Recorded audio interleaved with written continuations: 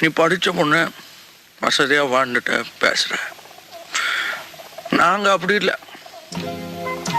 சோத்துக்கு திண்டாடணும், 4 காசு சம்பாதிக்கணும்னா சாவணும். சம்பாரிச்ச காசை வீட்டுக்கு கொண்டாடுறதுக்குள்ள ரத்த அடிப்படணும். ஒரு நாளைக்காவது ராத்திரி வரல நாம உயிரோட இருப்போம் நம்பிக்கை உண்டா? இல்லை.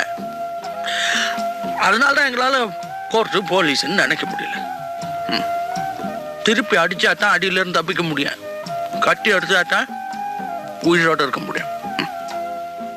அதுக்காக நீங்க செய்யறதெல்லாம் சரியாயிடுமா? என் மனசுக்கு எது சரின்னு படுதோ அது மட்டும் தான் நான் செய்யறேன். அப்போ என் மனசுக்கு எது சரின்னு படுதோ அதை நான் செய்யலாமா? எனக்கு இன்னைக்கு செல்வா அந்த பையன் அடிச்சது தப்புன்னு படுது. அவரை திரும்பி அடிக்கிறது தான் சரின்னு படுது.